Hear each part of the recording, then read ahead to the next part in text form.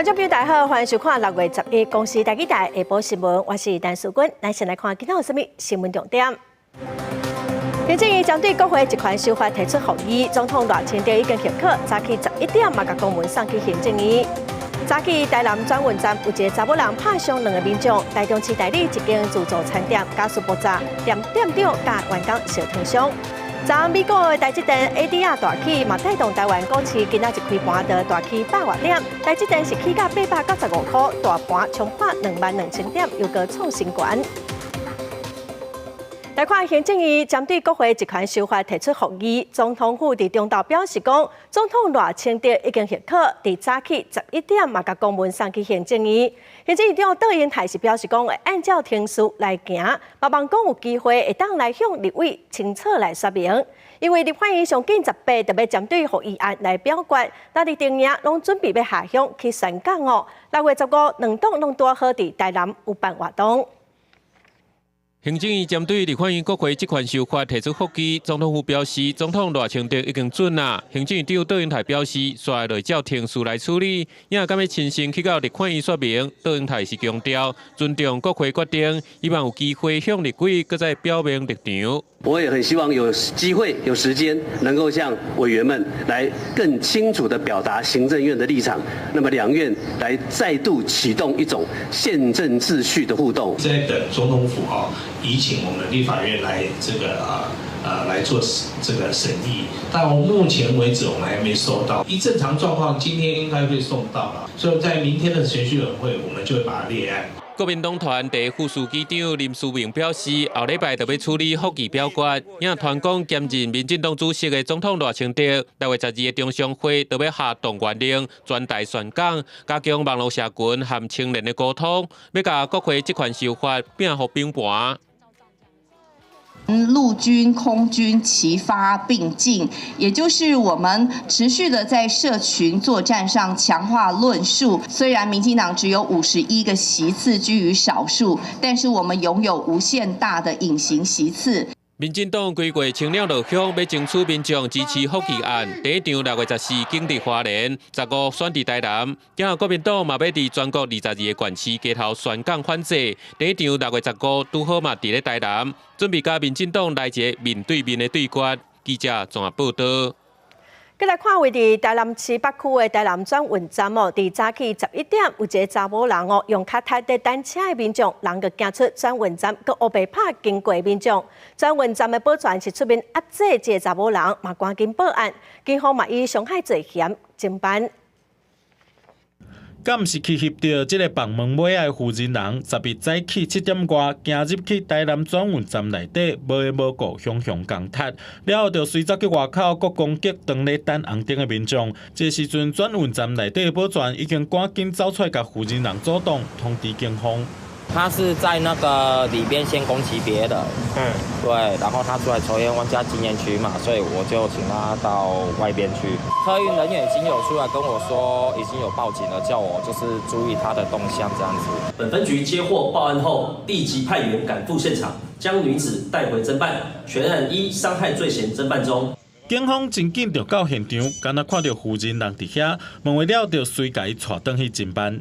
那后续我们也会加强站内的巡逻，并且要求一定要依照 SOP 的程序来做一个紧急的应变，预防自己受伤吧。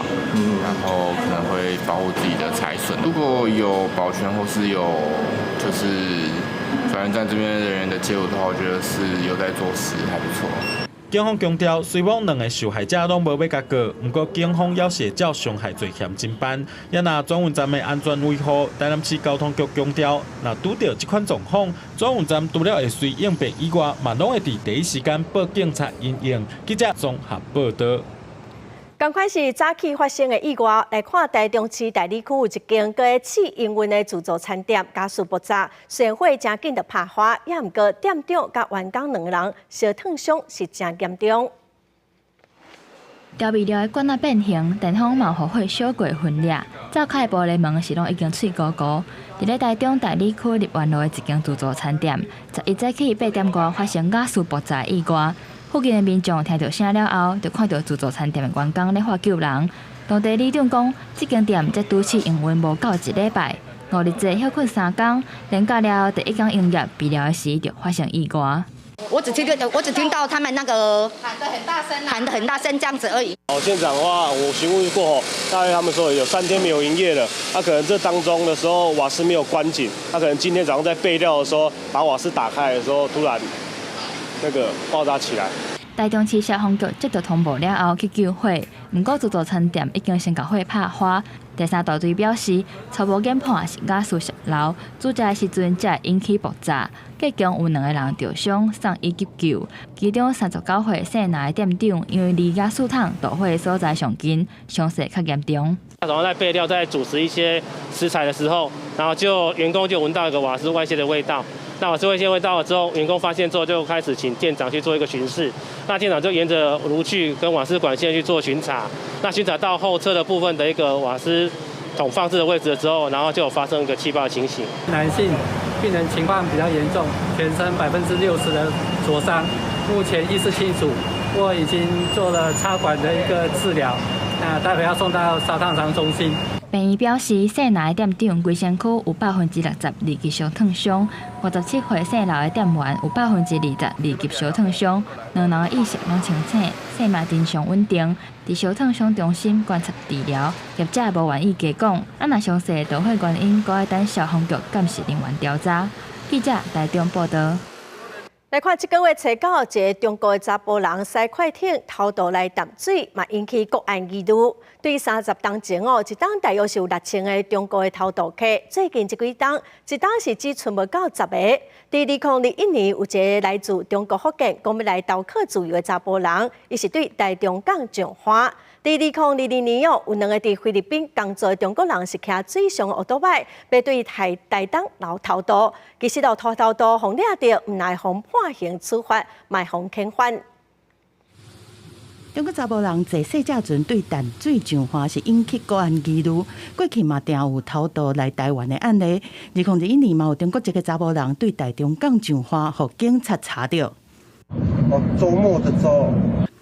台中港警伫台中港的西码头发现一个，家己讲是对中国福建来台湾投奔自由姓周的查甫人。这查甫人讲，伊是驶树灵船对福建出发，经过10几点钟才到台湾，一路拢无互发现。我嘛感觉这都不可思议，不过就是去华顶甲看过，真正伊的虾米情况啊。今年5月初时透早，一个姓江的中国一个查甫人驶树灵船想要来弄关入境，对厦门外海一路是用手来爬到金门外海，行李箱装有行动电源、手机啊、银行卡，还有熟的猪肉水饺。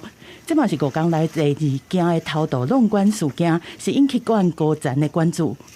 几十年来，中国偷渡来台的人数冇变化，对30当前计是6000外的中国偷渡客，到最近几年敢若剩无到10个。根据海巡署的统计，最近5年中国籍的人数偷渡来台的，2019年是5个人，2020年是5个，2021年14个，2022年5个，2023年是15个。上花的所在是金门上济，其中较特别的是2022年，捌有伫菲律宾做山工的中国人，骑水上奥多麦对台东偷渡过来。我们跟着打了电话的这边进来的，到底有没有他责任，我们也不知道。那要有责任，我们也愿意接受处罚。偷渡客定听到，根据入出国含移民法、含台湾地区、含大陆地区人民关系条例的规定，中国偷渡客会当处5年以下有期徒刑、拘役，也是以新台币50万以下的罚金来代刑。后边若经过司法判决确定，而且执行结束了后，会照处理偷渡客的定数，送因返去中国。记者综合报道。针对这个中国的查甫人驶快艇偷渡，外界是质疑讲海巡哪拢无发现的。海委会主委关碧玲是表示讲，确实有疏失，相关的当年已经认错处分了。虽然这个偷渡客讲伊是来台湾刀客自由，也毋过关碧玲是表示讲伊无相信，因为这个人有海军艇长的身份。国防部长顾立雄嘛表示讲，这毋是第一击，也毋过强调讲，这无排除是中国扰乱的行为。中国一个姓黄的查甫人，初9驶快艇，直往淡水河渔林码头创下首例，互各界周期安怎海巡无伫海上就实施偌济猎捕。海委会主委关碧玲表示，花这消防哨人员处理有疏失，已经批准相关当人的自清处分。系统没有失灵，但是是人出了问题，雷操手误判的结果。一路把它当作是返港的渔船来监控，守岸哨的哨兵他没有通报，按计赶快去抓，这中间有30分钟之久的失误。关佩玲表示，去年到达有18件类似案件已经拟定中长期计划应用处理。另外，姓黄的查甫人讲是要投靠自由。关佩玲强调，袂相信会朝各方向侦查，也透露姓黄的查甫人捌有海军艇长的身份。司法会清楚地还原真相，了解他的动机背景，是透过哪些管道跟方式。因为新北8里海埔、台北港甲淡水河口是防守首都正经重视的防卫铁三角，引起军事意图的联想。不过国防部长郭立雄定调，这并不是第一击。不过强调，无排除是中国无清楚地带侵扰的作为。有关灰色袭扰的这个部分，本来就一直持续存在的，当然要做相关的厘清，我们有这样的警觉，更也不排除这样的可能性。就这种不单挺式的这样子突然的进来，我们会来做相关的演绎。我们会吸取这次的经验来做相关的精进作为。行政院长杜英台表示，已经要求国安团队各单位是加强所有的防护措施，密切注意，去启动司法甲行政调查，一定厘清责任，明确作出处分。记者综合报道。来看经济部长郭志辉表示讲，协和电厂的改建案，还有第4天然气的接收站一定爱起哦，无替代的方案。反对开发的公民团体早起是开记者会，表示讲，家人受到协和电厂的污染，附近还有核电厂，对家人的民众来讲哦，是真无公平。小东油的协和电厂就伫咧附近，甲核二厂的距离嘛，干那8公里。守护岳木山行动小组不满，经济部长郭志辉宣示第4天然气接收站无替代方案，一定要起落去。嘛，佮讲会评估核电厂要延役，根本是互当地居民继续受到电厂的危害。我们不管是呢笼罩在核灾的阴影下，还是呢在我们呢用废发电来支援台北的发展，这件事情都是一个城乡发展不均，都是一个牺牲体系。在地团体不满台电化欠电要起发电的设施，头先讲北东电网的电力欠50万千瓦，后来佮讲有欠到470万千瓦，这款电力需求的评估未堪得检验。台电这种说法其实就是用缺电恐惧，用这个区域平衡的说辞来掩饰政策的错误。他们想要在哪边盖电厂，就说哪边电力不足。环团指出，协和电厂发电量仅占全国用电的0.8%，因为北东电网欠电是以尖峰用电来讲，仅占2%的时间。若是讲要推动第4天然气接收站，不如以4零政策来取代，也就是节能、能源管理、欠能加绿能。那协和电厂它才只占全国0.8%，我们认为只要落实深度节能，应该非常有机会用节能把它省下来。环团指出，应该互协和电厂年底到期就要除役发电再生能源，呼吁要兼顾环境正义甲保育，就会当成做赖政府能源转型2.0的最佳示范园区。记者综合报道。台湾股市哦，今仔日开盘，就伫台积电 ADR 的带动是大起126点哦，台积电上悬嘛起到895块，大盘嘛冲破22000点，又搁创新高咯。另外，苹果公司昨嘛发表人工智慧的技术应用，那么做伙来看卖。现在美国标普、纳斯达克指数收悬，加上台积电 ADR 拢起来，鼓励台北股市早盘大起116点开出。台积电继续发挥强烈支持盘面的效果，上悬到895块，起16块，做空大盘冲起22003点新高点。苹果概念股也反映 AI 题材利多大起，但股为今年3月7日第一摆达到20000点大关了后，指数就继续攻起来，连续到21000点甲22000点的新的目标。业绩展望相当强劲所以台积电今天续涨的情况之下，带动大盘指数，这个鸿海啦这个玉晶光啦新日新这一些这个瓶盖的一个股票表现其实是不错的。分析师认为，虽然这礼拜市场会聚焦伫个 FED 的利率决策甲会后的声明，目前来看，主席鲍威尔立场较偏向鸽派，若无上过激进的发言，对刷入去股市冲击有限。通过全球开发者大会 WWDC 伫台北时间11透早开始，会中正式宣布将 Apple Intelligence 平台整合到 iPhone、iPad 甲 Mac 的新作业系统当中，搁导入 ChatGPT 到 Siri， 也强调人工智慧专注伫应用程式整合甲安全运输。Draws on your personal context to give you intelligence that's most helpful and relevant for you. 国内产业分析处认为，包含微软甲Google等科技大公司，拢陆续将生成式 AI 技术导入各自的产品，最后通过 AI 动向正受到各界关注。即马发表会了后，对相关大厂供应链的带动将有帮助。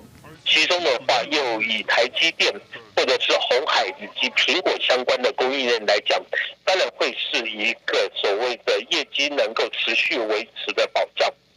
不过，分析处也讲，目前虽然陆续有手机大厂将 AI 导入手机不过实际上也是多开始，拢还未成熟的阶段。要讲未到是刷手机的应用，安尼功能加入了后，是不是能带动新一波的换机潮？依然爱个观察。记者综合报道。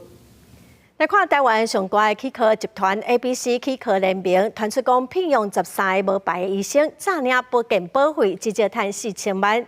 集团嘛发声明表示讲会配合司法的调查。高雄市卫生局是指出讲，伫2019年到2023年，拢有接到检举，嘛有去稽查，地检署嘛已经展开侦办。这是9点钟小照上开门，也受民众来看诊。但是这间国内非常有名的汽科联名诊所，涉嫌骗车13名名医，替民众看诊，嘛有可能诈领到给保费。不知道。我不知道。对。没有那个看见。对，我好紧张。你姐会觉得有点惊讶吗？有一点吧。愿意再来吗？会啊，我觉得不错啊。就这民众听到这件代志非常惊吓，但是嘛有人真信任家己的医师。根据了解，联名伫民国108年、112年拢互检举。去年底卫生局无预警来稽查，发现有名医看诊。高雄地检署嘛伫去年7月指挥警方所锁到联盟旗下3间诊所，而且甲病历、药检的记录等等的相关资料摕倒来，约谈到联名的总院长、董事长等人。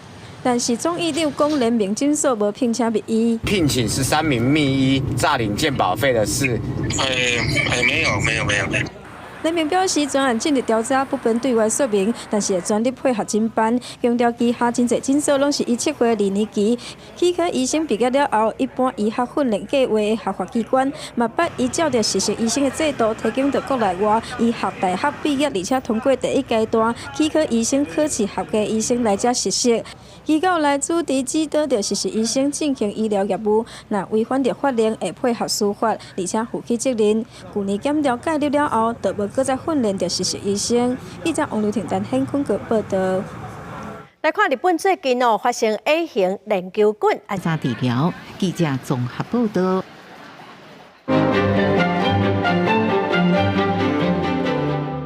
日本食人菌的疫情菌架，今年短5个月都有上千人患着。咱台湾民众患着的这款病菌的状况是甲过去的4冬差无偌济哦。医生是表示讲，这款菌世界各地拢有，也毋过若是身躯有空喙，佮患着，组织会补人烂去。详细状况咱请尚英来为咱解说。是主播。解剖新闻有理路有深度，观众朋友大家好，我是尚英。今仔日咱要来看的就是 A 型溶血性链球菌，也就是大家所讲的食人菌。这个食人菌伫日本到今已经有977个人去感染着，是去年同期的2.8倍。其实这个数字看起来可能互人真惊吓，也毋过目前咱的疾管署是讲，目前咱台湾一礼拜内差不多是22到36件，犹搁伫个正常的范围内。这款食人菌其实全世界拢有，所以其实伊是袂适国际的旅游管制，这点大家一定要注意。另外呢，这食人菌伊就是透过咱的喙瘰，也是讲空喙去接触感染。若准患着的人，就会来发烧，也是讲喉鼻。喉鼻的意思就是讲你的脑前啊附近可能就会开始发炎，也是讲你人呢就会规身躯拢生粒啊，甚至讲是瘤皮等等。其实一般人来讲呢，食抗生素就会当控制，也毋过爱注意，这药啊一定爱甲食好了，才袂搁再夹起来。另外呢，这高风险的族群到底是有啥物人呢？咱来看，就是一寡幼儿童，也是讲老人，甚至讲是有糖尿的、洗腰子的，也是讲身躯有空喙的人。其实这个族群呢，对因来讲，这细菌恐惊就是会甲因周围的组织甲遮去，甚至讲有可能来破坏因的血管，也是神经等等。所以看起来就会亲像讲是互人食一块肉同款。伫咧生活当中，大家一定爱注意讲，一定爱来接洗手，而且咧挂喙罨，也阁有身躯有空喙的人，千万都唔通乌白白，安尼才会当有效来避免这款的病症。以上就是今仔日的解剖新闻，咱即马甲现场交等以后主播。感谢双赢哦，咱继续来看一个中国的查甫人，伊讲要逃靠自由哦，驶快艇对福建偷渡来到台湾的淡水，海巡署拢无发现，嘛引起真侪批评哦。咱来看海巡署伫下晡2点半嘛，针对这个事件来开记者会。海巡署是承认讲，伊有2大的疏失，后续嘛针对相关的人员来处罚，嘛追究责任。咱连线互台语台记者郭碧君，还有谢桂林。是最近来关心这个初九的时阵，有伫中国有一个姓吴的查甫人是驶快艇一路为中国的福建驶这个快艇到淡水河的外海，而且落尾佫进到淡水河内底，才互这个海巡的相关人员抓到。这是引起一民众关注哦，因为这个伊落船的地点是真靠近这个上北新外环，这个台湾的沿海的安全敢有。这个浪胖是引起各界的关注。伫咧下晡2点半的时阵，海巡署也对我提出说明，咱来看因的讲法。依照我们标准作业程序，我们运用雷达监侦海上目标，是在12海里开始监侦。那12海里发现不明目标之后，雷操手持续掌握，到6海里的时候，就要依威胁程度开立通报单。那通报单的话，巡防局就会依照威胁程度，会调派线上巡防艇或者岸际巡逻人力，或者是安检所的安检人员到场实施。在6海里就发现目标了，那接下来就要研判它的威胁程度。在这个案子，我们的雷操所认为他是误判为他是我们的国籍渔船，所以就通报安检所跟岸巡人力持续监控，所以在最初研判上不够专业，我们认为是误判。因为从外面进来之后，如果敏感度高的话，把它料敌从宽，我们应该立即调派线上去拦截跟检。是海巡署表示，沙轮雷达操作员确实伫6海里左右都有发现目标，不过错误判断认为讲这是要登来港口做工课的国籍的渔船，无及时通报顺风艇来拦检。北里安检所确认这条船不是咱国的渔船了后，也无伫第一时间来通报客查。海巡署表示会追究相关人士的责任。目前是由树林地检署来侦办这个姓吴的查甫人的犯案的动机哦。目前认为可能是违反这个台湾地区加大陆地区人民关系条例加出入国移民法相关的法律。以上是来自公司台记台的连线报道。咱再来看，咱国内有11个县市哦，拢有 U-Bike， 也毋过伫今仔早起8点系统异常，无法度借车，大约40分钟后系统才恢复正常。台北市交通局是表示讲，因发生伫上下班的时间，影响到民众的权益，会来罚厂商1万块，嘛爱因提出检讨的报告。通勤尖峰的时间，U-Bike 造车站煞是停甲满，原来是系统断去，无法度借车。毋知的人用对间悠悠卡的智慧型手表啊，录几摆拢无法度借车，只好放弃改捷运。之前靠它都可以，最常就是做捷运。上学想要骑车，然后去捷运站按那个绿色启动按钮，没有办法扫描，就说本车暂停无法使用。早起7点51分 ，U-Bike 2.0加 U-Bike 2.01电扶车，拢出现无法度借车的状况。未足准备去上班加去读册使用者拢人去。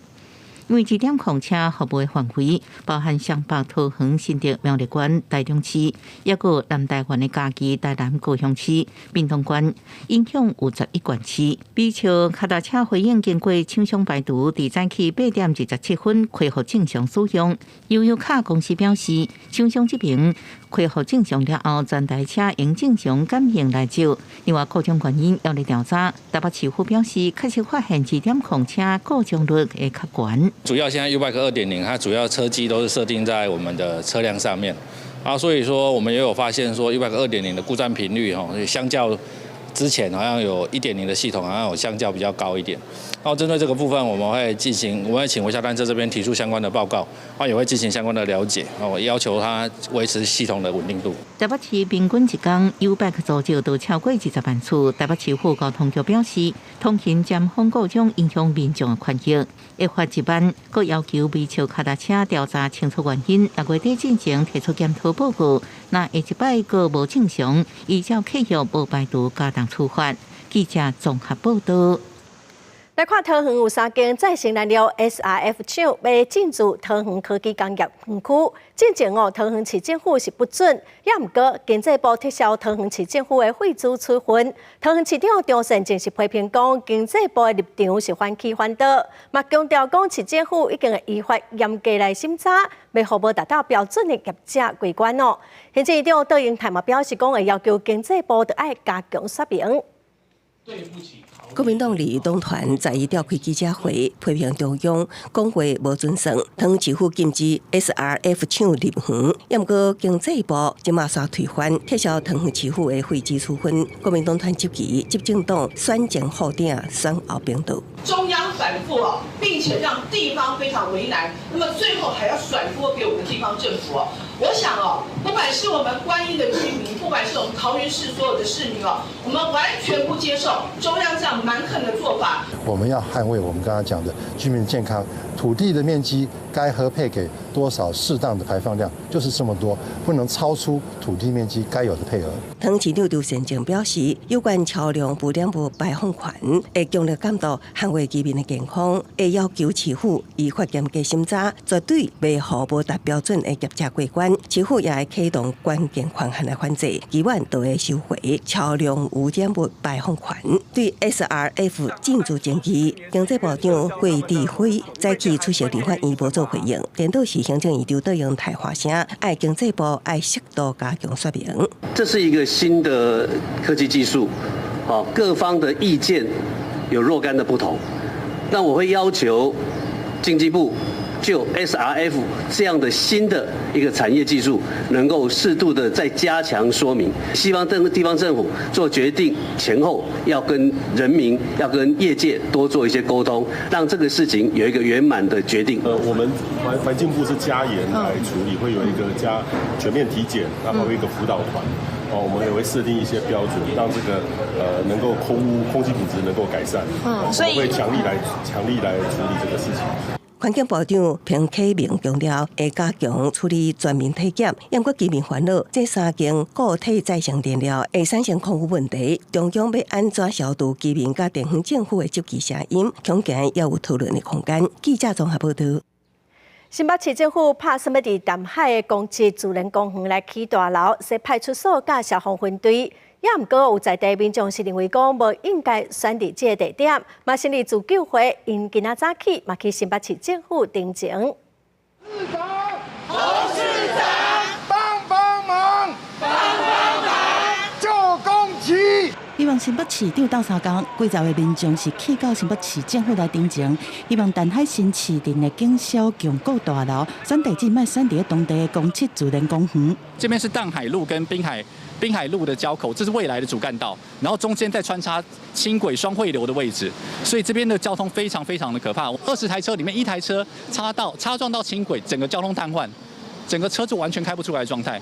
因为当地人口一直成长，进前有真侪民代和民众希望成立派出所这单位。不过到市府来တင်前的居民讲，强固大楼的预定地附近有大型的石路口和2条轻轨来交叉，交通状况是真复杂，可能会影响到紧急救援的时间。而且讲这公园阁包有原始的生态像哪，生态的多样性是真丰富。用这种所在来起大楼并无巧，希望会当来定选地址。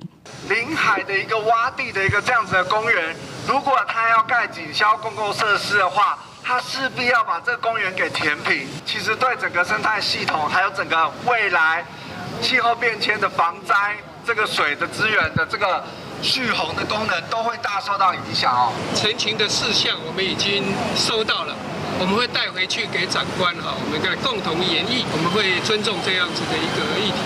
根据了解，相关工程对去年10月到今年2月，经过几啊摆的流标，5月佫上网来招标，目前是以都市计划公共设施用地来进行。警察局和消防局回应讲，会佫加上级单位来报告，看安怎来适当处理。记者综合报道。来看科园机场质问，最近全线的车头饮水机拢停用3天，因为检验饮水机水质厂商伫采样本的过程有问题，所以全面换热心。昨暗晡饮水机重新来开放使用，嘛搁再来检验水质，会搁送去第三方的公证单位来检验结果出来，卖公开来说明。质问站来去坐车的人，桃园机场质问，当日传出厂商登记送检水样有欠点。头一 A1 到 A22站各车站饮水机全线停用3天，全面换热心，一直到7早暗，才搁开放提供民众使用。一定会有疑虑的啊，就是公开有就是验出的成分，然后有哪些是超标不合理，就是自己带自己的水，不然就是超商的瓶装水比较多。有关饮水机全线暂停使用的代志，桃捷公司洪佩平无伫第一时间说明饮水机到底出什么款的问题，无顾到旅客甲员工的健康。桃捷公司回应是有风险暂停供水，已经将饮用水重新采样，委托公证第三方检验。经过我们初步调查，厂商确实违反饮用水相关管理条例第12条第2项，就是水质采验的部分必须由中央核准机关才能够进行取样。针对暂停供水期间造成旅客无方便，桃捷公司表示真失礼，也讲到初6接到检举，检验饮水机水质厂商采样过程疑似有欠点，已经是进行调查，等待厘清了后对外公开说明。记者综合报道。来看卫生福利部的调查发现，讲台湾18岁查甫囡仔平均的身高有求水的趋势。2017年到2020年的平均是172.1公分比前4天的调查是下1.2公分。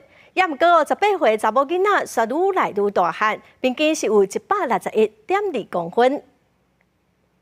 学生时期多是发育的期间，真侪人拢会焦虑身高的表现。随机问学生的理想身高到底是几公分呢？有165以上穿搭会比较好，如果太矮的话，有时候可能去买裤子就很容易拖地。185公分，运动竞技方面会比较有优势。根据卫福部调查，台湾18岁男性的身高为2013年到2016年平均值是173.3公分，下降到2017到2020年172.7公分，因共是下1.2公分。反倒在18岁女性平均身高则是每年增加，2013到2016年平均值是160.7公分，最近一摆是到161.2公分。医生认为大考也可能会影响成长发育。我们所谓的生长激素、甲状腺素都会因为肥胖的关系造成所谓的钝化，所以相对起来就是肥胖的人。这个它也会影响到，或者是体脂肪过高的小朋友，的确影响到他的生长发育。根据学生囡仔健康检查的资料统计，国小学生囡仔伫111学年度，过冬加大考成功率是26.4%，比顶一个学年下降0.7%。国中学生囡仔111学年度是30.2%，也下降1%。我们也协助了这个教育部来制定学校午餐食物内容及营养基准，还有校园的饮品及点心贩售的范围。医生表示，囡仔生源甲爸母先天的因素有一定的关系，毋过后天依然有努力的机会。家长应鼓励囡仔食健康营养食物，补充适当蛋白质，避免油钱的食物。加做运动也是会有帮助。记者综合报道。来看联合国安理会昨午针对以下冲突投票通过美国推动的马上停战、释放人质的计划草案。美国方面是表示讲，若哈马斯同意，就随停战。也毋过，哈马斯是要求讲要永久停火，以色列是讲因做袂到。美国国务卿布林肯昨嘛第八届去中东访问，呼吁阿拉伯世界应该要要求哈马斯答应这协议。Follows 14 votes in favor, 0 votes against, 1 abstention. The draft resolution has been adopted.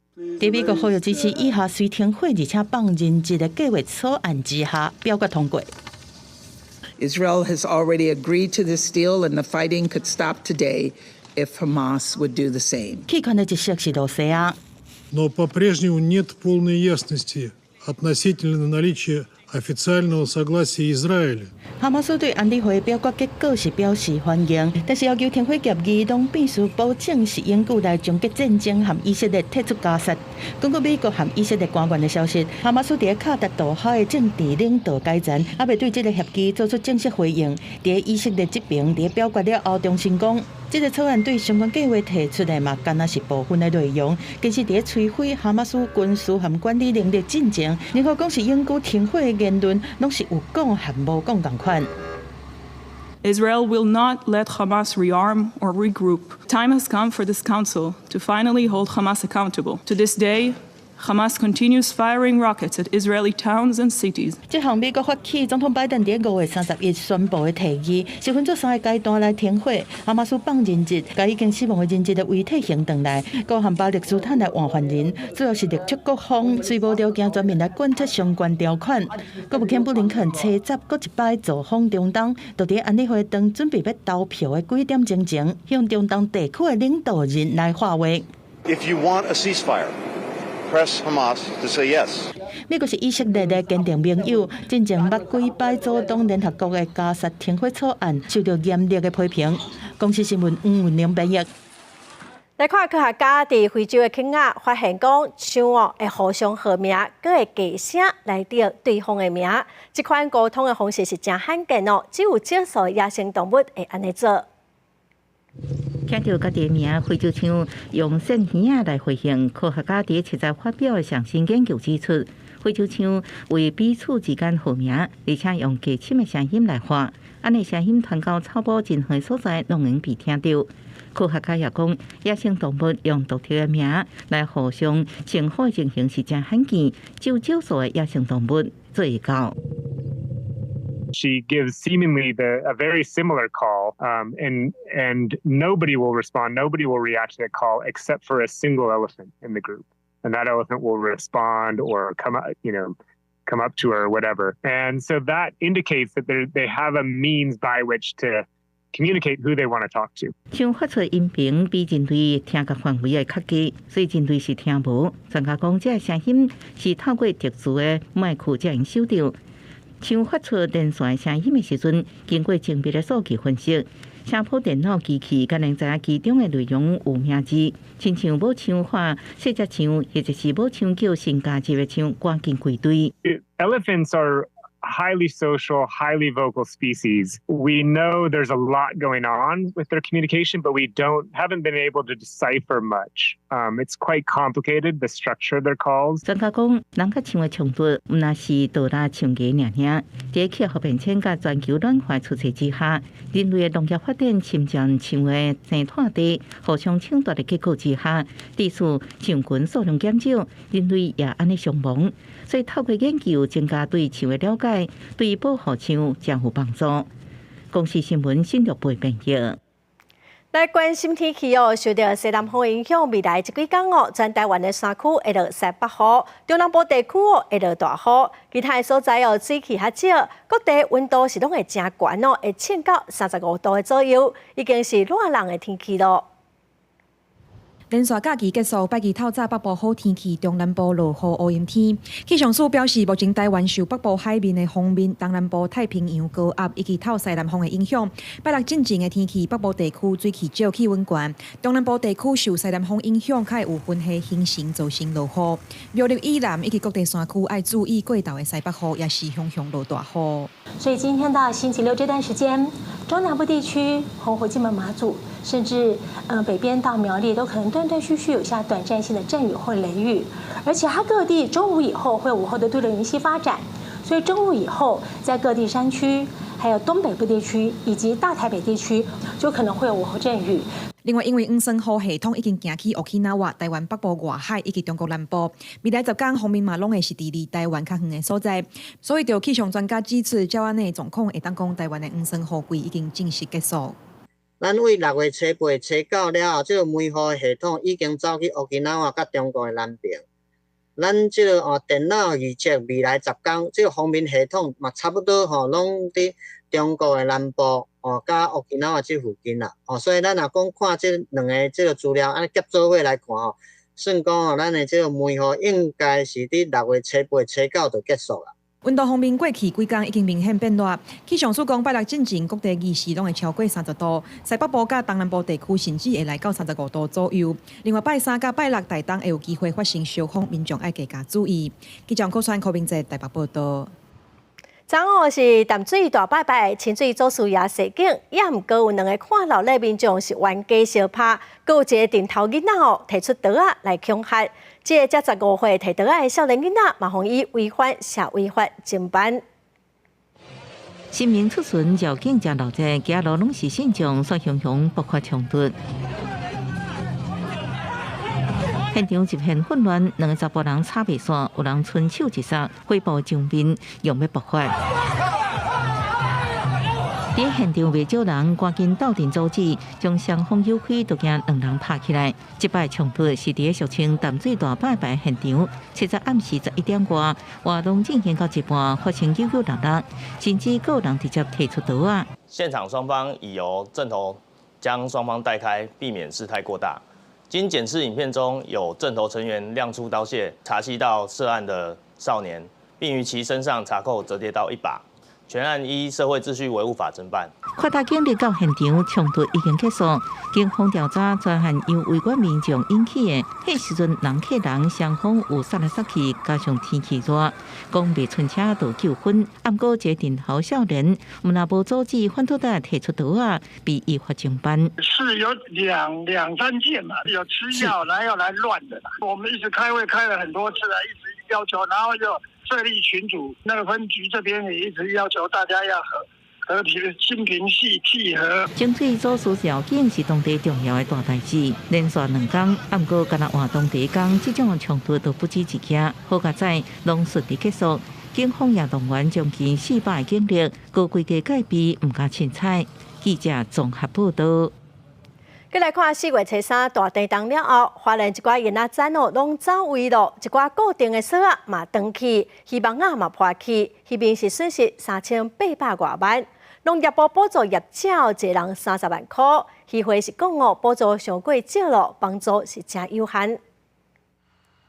七星潭定地渔场业者的时阵，等待甲海面的希望浮起来，因为控3大地震了后，固定希望的石顶啊、储落去沙位，毋若锁啊断去，希望嘛错甲破去，无法度掠鱼，渔工较紧伫岸顶的补网。海那边有绑那个石块，然后那个就是因为地震嘛，然后就滑了，它就跑边，它就变成全部拉下去了，拉下去网子就被扯破了。经过县府的勘查，花莲县的定地渔业的损失总金额是要4000万，已经到天然灾害补助标准，都是损失到20%以上，会当补助逐户30万。但是对定地希望一件拢要上1000万，业者是有够苦。其实的话，你如果说要分摊给8家业者的话，其实对他们来讲的话，那是属于慰问金而已啦。真的那些钱的话，没有，真的是真的是不够了。花莲县内定置市场拢总有8个所在，主要伫咧丰滨乡、新城乡、和秀林乡。占花莲市业的产值差不多43%。面对这种补助，业者无表示意见，低调希望中央和地方政府会当斗相共。补助的额度啦，相较于我们损失实在差异太大，所以我们花莲县政府持续的跟中央积极的争取。农业部已经修订了就是农业灾害补助的办法，那目前还可以额外再补助大约25万元。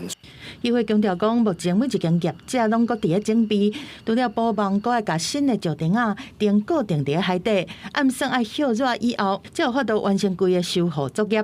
记者综合报道。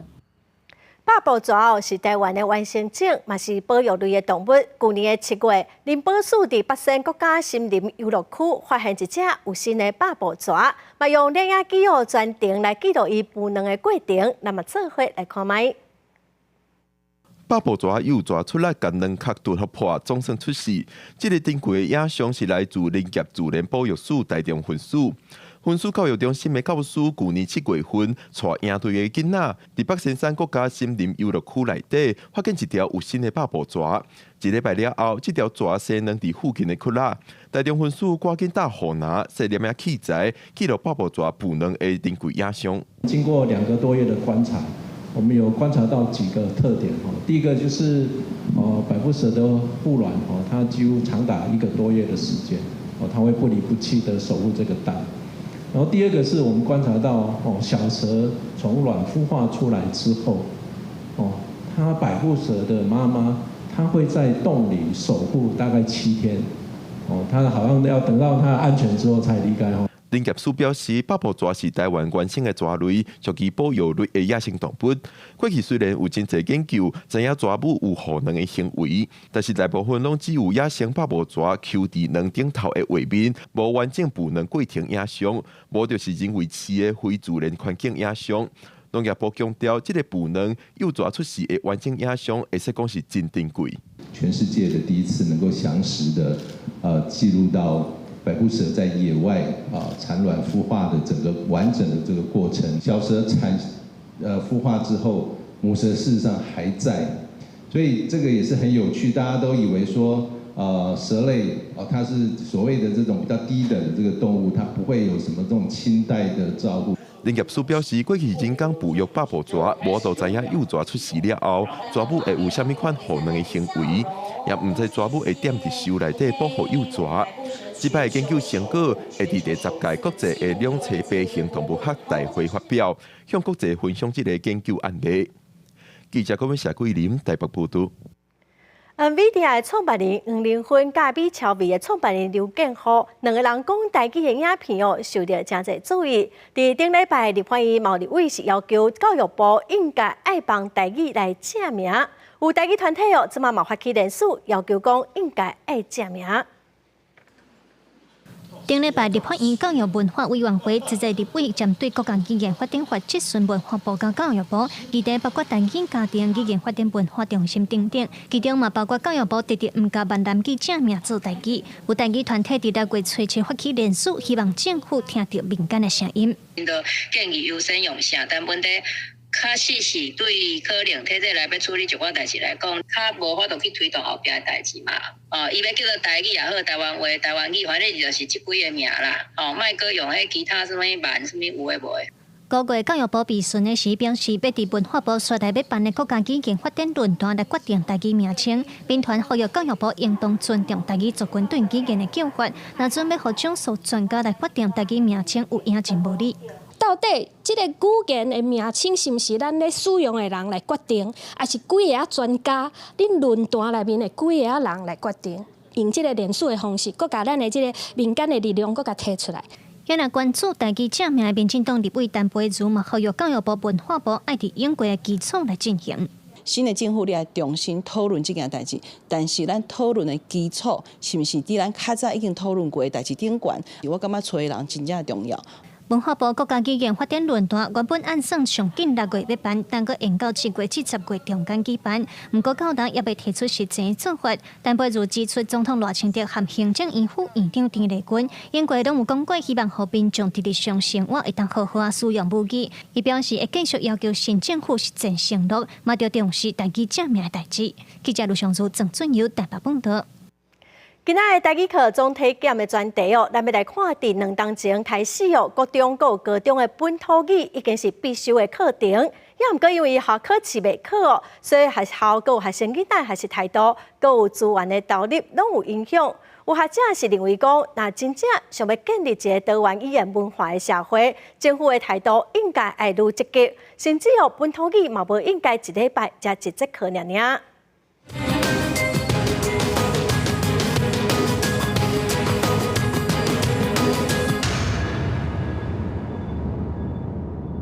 其实我上台语课无什么兴趣，不喜欢，因为我都不会讲，因为我觉得以后用不到。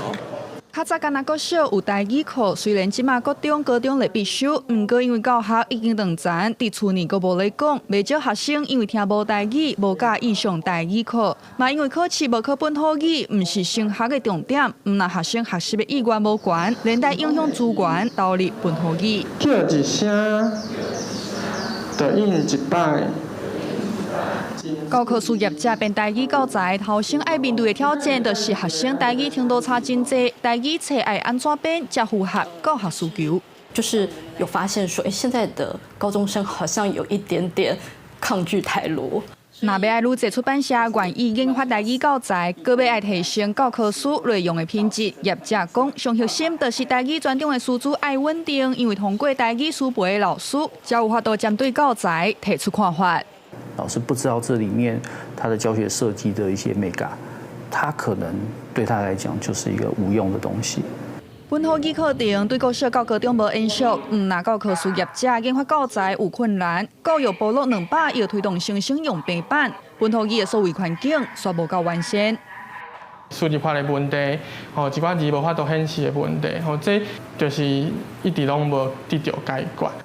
国教院助理研究员林嘉怡表示，这是因为过去汉语理性发展的时，台湾敢若一个语，就是华语。厂商因为商业为华语做理，一般人追求的嘛拢是华语汉语，无欠理。台语客语的需求完全无去互照顾到。2020年时，都有学者伫公共政策网络参与平台提案，呼吁政府要求3大系统厂商 Microsoft、iOS、Android 类本土语接用理。我们应该拿出一个公权力，就是说，这些就是我们国家的语言。因为手机啊、平板系统内底无本土语接用的特殊理，这个理一定爱另外加入去才会当显示。毋过，就爱有人甲厂商讲爱做偌济理，也阁有做这个理的必要性。即马教育部已经有甲 Microsoft、iOS、Android 3个系统内底每一个系统欠啥物本土语用理，所有资料拢总整理出来。刷落来这一步就是700多字，你只要甲伊加入去你的系统内底，安尼，阮台湾的台语甲客语的全部用字吼，咱伫咧手机啊、甲平板顶头都全部拢会当显示啊。国教院助理研究员林嘉怡讲，过去本土语因为政策的打压，咧发展比华语慢一大截。即马要修补，共款爱用政策的力量，补足本土语师资，完善2年提高制度。学一部希望会当甲本土语当作教学语言，互本土语真正进入教学现场，毋是即马1礼拜1节50分钟的课程尔。记者综合报道。下晡的天气，咱来看各县市详细资料。北部地区上低30度，上悬35度；中部地区上低30度，上悬33度；南部地区上低30度，上悬33度；东部地区上低29度，上悬33度。华岛地区上低26度，上悬31度。感谢观众朋友收看今仔公视台语台下晡新闻，我是陈淑君，明仔载下晡3点，咱再会。